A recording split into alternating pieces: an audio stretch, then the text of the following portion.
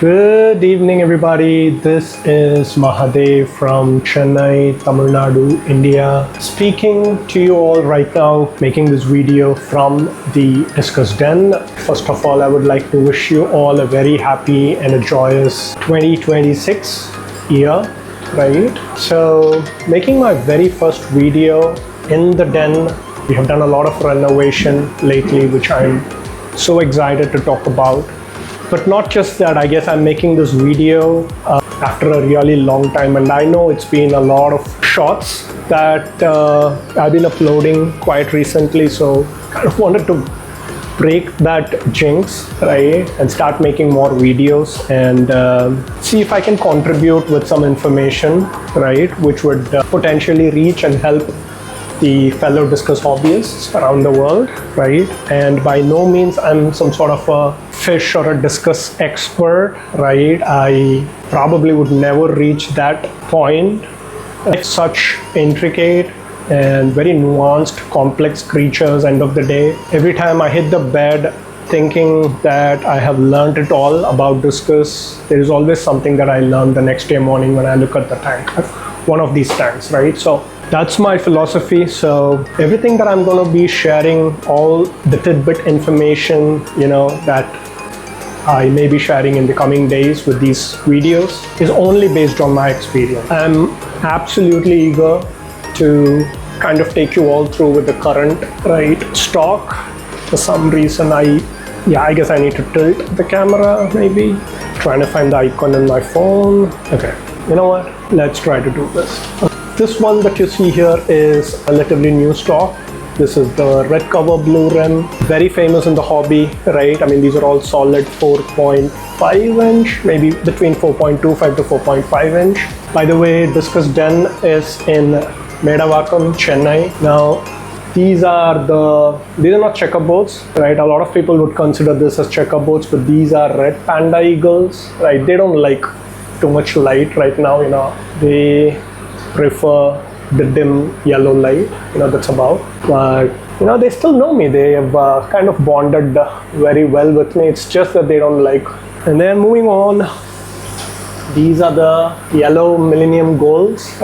Just love this yellow. There's quite a few fishes that I have sold in the last few days, but they're still around 6 to 7 there. And then we are talking about my favorite blue cobalts, right? These are blue cobalts. And I absolutely love these electric, rim electric striations in their bodies, right? Unlike the yellow diamonds that you see here. I'm a big fan of yellow diamonds, by the way, but I kind of prefer blue diamonds. I kind of prefer the blue a little better because I'm more of pattern, right?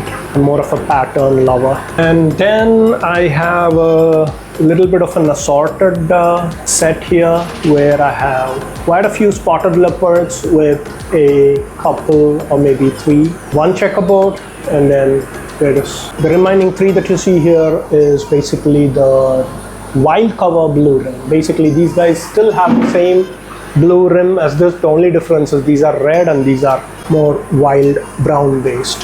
Yellow diamonds and yellow rafflesias here. Moving on, as you all know, this is my breeding rack in the center.